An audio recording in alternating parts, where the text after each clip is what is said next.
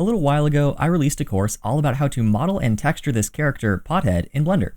I created an animation to go along with the trailer because I wanted to hype it up a bit and show off the character in a fun way. I'm Jonathan Lampel with cgcookie.com, and in this video, I'm going to show you how I went about animating these shots, and hopefully you'll pick up some new ideas that you can use in your own workflow.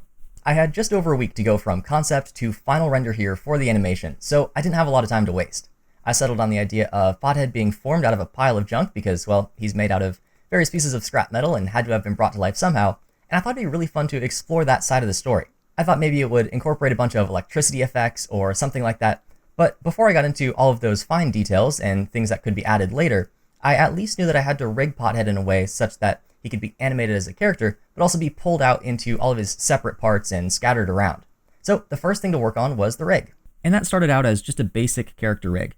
I didn't use Rigify or AutoRig Pro or any of the automatic solutions because he's pretty simple and also mostly hard surface, so he shouldn't deform like a regular organic character. Just one bone per piece and assign the whole part of the mesh to it. It's just important to align the roll with whichever way the piece needs to rotate, which can be done more easily if you switch the gizmo orientation to normal. For the few parts that did need to stretch, I used bendy bones, which is just a regular bone split into segments. Add a stretch to constraint to keep it attached to an endpoint, and you've got a nice basic squash and stretch. If you're new to rigging, and this is unfamiliar to you, go ahead and check out the Fundamentals of Rigging course on cgcookie.com, and that'll get you up to speed on how to do exactly this kind of thing and a whole lot more. But in order to explode this character though, I decided to create an entirely separate set of bones that could all float around independently. I did that on a second skeleton layer so that I could easily flip between the two without getting confused. I called these the detached bones, and I parented them to the original character deformation bones on the first layer. That way, after I assigned the mesh to the detached bones on that second layer, with an armature modifier, I could both animate Pothead as a character and also pull him apart with that secondary motion at any time. There were just a couple things that made this a little more complicated. I wanted the tubes and wires on his back to follow his body when animated as a character, but follow the controller when split apart. Similar thing with his armpit tubes. I needed them to stick to the body when he swung his arms, but follow the arms when they were floating off in space. To do that, I used two child of constraints and switched between the two when I wanted to attach or detach them. Since I was doing this for several pieces at once, I set up a custom property on one of the root bones that was just a choice between 0 and 1. Then I added a driver to use that to set one of the constraints to 1 and the other to 0. And then when I switched it, it also swapped the constraints. This is all easier said than done, and it definitely took me some time to actually set the inverse correctly on the child of constraints and make sure that everything worked together. There were a few parts of the rig that I realized I needed to change while I was animating, so I had to go back and fix it and reanimate those pieces, and that definitely wasted some time. I wish I had set it up the first time like I just described here, but that's how it goes sometimes, and you just learn more for the next project. Now, at this point, you can usually join all of the different mesh parts together as one object, but I wanted to keep the separate modifiers so that I could turn the subdiv up or down per piece as needed. But they could have been all one object if necessary. Once that was all set up, it was time to block out the shots. For the background, I grabbed Kent's Industrial Environment, which is its own great course about creating realistic backgrounds in Eevee that I would also recommend watching. It fit the vibe perfectly. There are a couple different ways that you could go about animating multiple shots in Blender, but which one you choose I think mostly depends on the size of your project. For example, if you have one long scene and just need to have multiple camera angles, you can easily set up your cameras and then add markers in the timeline for when you want to switch between them, and then bind the cameras to the markers. But if you have a really big project that has lots of shots and lots of scenes, you'll probably want to have each of your characters and elements be a separate .blend file, and then link each asset to a new file for each scene. That way each file is relatively simple, and if you update the character in its main file, that change will be reflected in all of the other files automatically and all of the shots. This is how you would work when creating a short film or something like that, because it also allows multiple people to contribute to the project all at the same time. However, if you only have a few assets and a few shots, and almost all of the assets are shared between the shots, it doesn't really make sense to constantly switch between a bunch of different files. That just wastes time and creates unnecessary complications if you don't need that level of organization. So what I sometimes do for things like this is just have one blend file, but a different scene for each shot. The scenes are all linked together so they share the same collections. The Pothead model and rig and environment are all the same throughout all of the shots. What's different though is the lighting, camera, and whatever miscellaneous extra details like dirt particles that are only needed in some of the close-ups. So I also have a collection for each shot, If I hide a collection in one scene, it will be hidden in the other scenes because they're all linked together. But I can disable the collection in one scene and not another. So I have all of these different collections that are shared, but in shot 1, all of the other shot-specific collections are disabled, and in shot 2, only the shot 2 collection is enabled, and so on and so forth. Then to start animating, I generally do a super rough blocking of each shot one by one. Just a couple of poses to get a rough idea of how long the shot should be and where they'll start and stop. For each scene, I'll create a new action in the action editor, string all of those actions together in the NLA editor, and then set the start and end frames of the scene to match. It could technically just be one long animation, but I find that breaking it up into actions helps me better keep track of each one as I'm working. I can also reorganize these strips at any time if I need to change the order of the shots.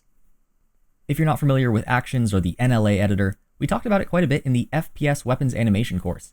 In that one, we made a separate action for each different thing that the player could do, and that helped us to export things cleanly over to Unity. In this case, though, it's just about flexibility and organization. If you want to copy a pose between different actions, you can always use the pose library. In some cases, there needs to be a jump in pose between some scenes to cheat and make things look a little bit better, so just be sure to start the animations a few frames into it so that the motion blur doesn't freak out on that first frame. And that's pretty much all there is to that setup. The first shot didn't have any character movement and was just the pieces lying on the floor, so that was pretty easy, but I tried to keep it interesting by animating some car headlights passing by and then some brake lights to highlight the shape of the parts in different ways. I also panned the camera over and jumped an empty that was set as the focus object around so that it felt a little bit more like a real person was behind the camera. A little overshoot and correction with the focus can go a long way with that. Shot 2 is when the pieces start moving around, and I wanted it to be a little suspenseful and maybe even eerie, so I spread the pieces out kind of like entrails and pulled the camera back to reveal even more of the scene, and used flickering rim lighting and a light right behind the camera to emulate a cheesy horror movie vibe. The animation is still really simple. Pieces are just moved up and slightly rotated as they come into frame, though offset a little bit in time to appear more random. Shot number 3 shows the transition from the parts being on the ground to floating in the air, and again, it's just the disconnected bones moving upwards, so there's not a whole lot of complicated animation here, though I'm also starting to animate the root bone rotating a bit to make them spin like a pile of leaves. Since this is one of the core action shots, I have a little bit of camera shake to add a little bit of extra energy and again some focus jumping as if the camera is set to autofocus but all of the moving parts are giving it a hard time.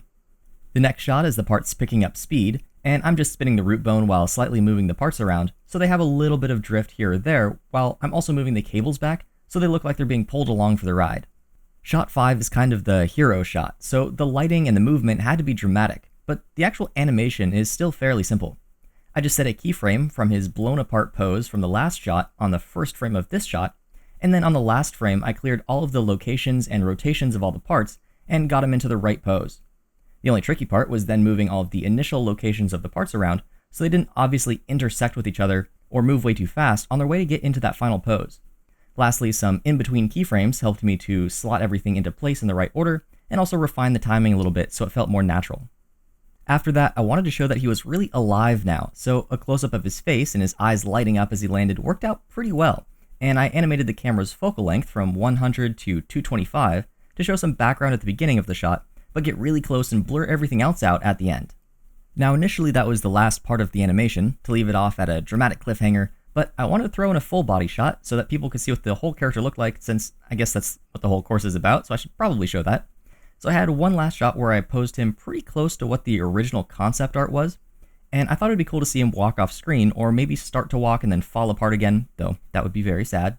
But I just didn't have enough time to do a real walk cycle or anything too fancy. So as a last resort, I had him run off screen really fast so that I had as few keyframes to animate as possible. This shot definitely took me a decent amount of time to work on since I'm not a character animator, but I just kind of brute forced my way through it and I think I got the idea across. If you know the fundamentals of how stuff should move in general and know what things to look for, you can do quite a bit. I would definitely recommend Wayne Dixon's character animation courses on CG Cookie, specifically the one about body mechanics if this is something that you'd like to get into. A little bit of practice here can go a long way. Lastly, it was finally time to render. I had wanted to use cycles since I think ray trace lighting just looked way better in the first couple shots, but I was out of time, so I went with Eevee and made it work. The only real tip I have here is that if you have a point light or an area light that's pretty far away, like some of the ones in this environment, they might look pretty glitchy in Eevee even at high resolutions. And if that happens, just move the clip start closer to the objects and that'll fix it. I actually didn't really do any compositing here other than a slight lens distortion and some very minor color adjustments in Premiere Pro where I strung all the clips together. Because while I like to think I know a lot about Blender, I'm still not power user enough to use the VSE. So that's the overview of my animation process, at least for now. I'm sure it'll continue evolving as I work on more animation projects, but I hope you found something useful in there, and if nothing else, that it helped to encourage you to make some fun animation of your own. Thanks so much for watching, stay tuned for more courses, and I'll see you on cgcookie.com.